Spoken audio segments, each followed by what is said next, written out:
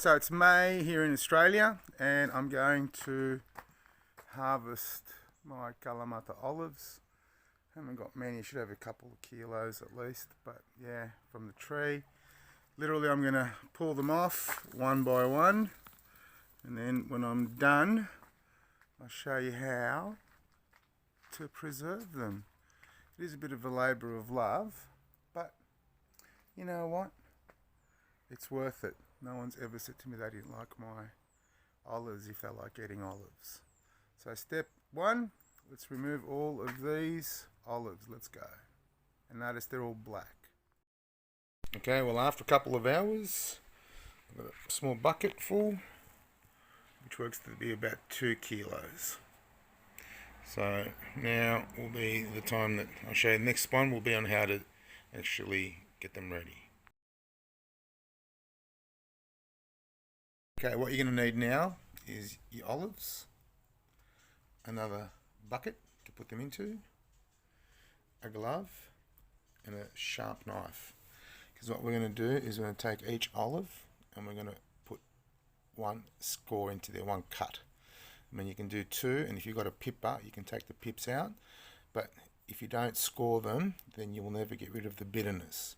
And speaking of the bitterness, you should try it before, like take a mouthful of one and see how bitter it is, because what we're trying to do now is take them from this bitter state to a point where we're going to be able to eat them without any of the bitterness. Okay, so I'll show you a couple as I'm doing them. Okay, there they are. I've got them in some water now. They've all been scored, so there's a small score on all of them. I tried one. It was as bitter as you wouldn't believe. So now for what I'm going to do is I've got some water in there. I'm going to wash them out a couple of times and then I'll do the next step. Okay, I've washed them out a few times and now they've got the water there, and I've got half a cup, just the normal half cup of salt. I'm going to pour the salt in and I'm going to push that through and give it a good mix. And what will happen is now over the next 4 to 6 weeks I'm going to be changing the water every 2 or 3 days and replenishing it with more half cups of salt. I'm going to continue doing that, like I said, for about 4 to 6 weeks. Then I'm going to pick up one of these olives and I'm going to try it to see how the bitterness is going. Once the bitterness is gone, it's ready to go to the next step.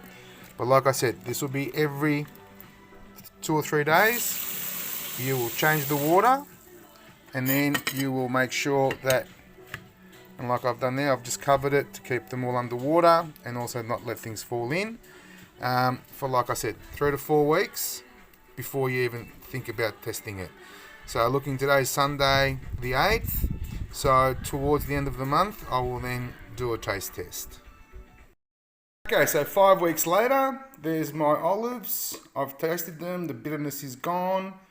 Now I've got what I'm going to need here: some olive oil, some different vinegars, because I'm going to make a bit different on both of them, and I'm going to keep them in nice clean containers. They've been washed and ready to go. So all I'm going to do now is I'm going to put the olives into the containers and then I'll show you from there. Okay, so now all I'm going to do is take the white vinegar, pour it in to about there, 2/3, and now I'm going to top the difference up with the oil. Now you don't have to do it that way. If you want, you can just put with the salted water in the brine, and I'm going to do that with the apple cider vinegar. But yeah, and that's it. And then you're going to leave it for a few weeks for to develop the flavour, and you've got them for a couple of years. And then in a dark part of your pantry, in a cupboard, don't have to put them in the fridge.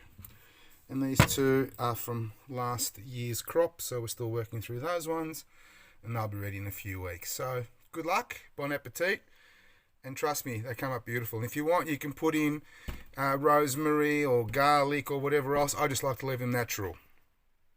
Oh, there goes the light. All right, so all good.